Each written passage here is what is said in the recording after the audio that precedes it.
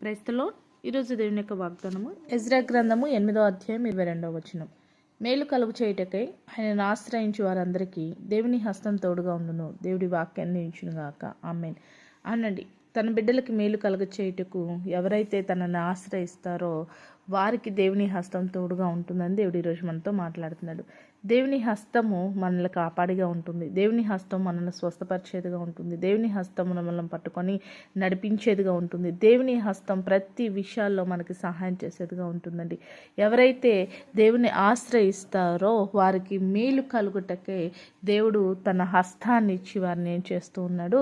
కాపాడుతూ ఉన్నాడు, తప్పిస్తూ ఉన్నాడు, సహాయం చేస్తున్నాడని దేవుడు ఈరోజు మనతో మాట్లాడుతున్నాడు. కాబట్టి ఏ విషయంలో నువ్వు అధైర్యపడక, భయపడక, కృంగిపోక, నీ ప్రతి ప్రతికూల పరిస్థితిలో, దుఃఖంలో, వేదనలో, బలహీనతలో, శోధనలో, నిందలలో, అవమానాలలో దేవుణ్ణి ఆశ్రయించు. దేవుని యొక్క హస్తమును నువ్వు పట్టుకో. దేవుణ్ణి నీ జీవితంలో గొప్ప కార్యాలు చేసే దేవుని నన్ను గ్రహించి దేవుడిచ్చే సహాయం పొందుకొని దేవుని మహింపరచు. అటు రీతిగా దేవుడు నిన్ను దీవించి బలపరిచి ఆయన హస్తం చేత నిన్ను నడిపించునుగాక. ఆమేన్. ప్రార్థన చేసుకుందామండి. సకల ఆశీర్వాదాలు కారణభూతుడమైన మా ప్రేపరలకు తండ్రి యొక్క ప్రార్థనలు ఎక్కువసిన ప్రతి బిడ్డని జ్ఞాపకం చేసుకోండి.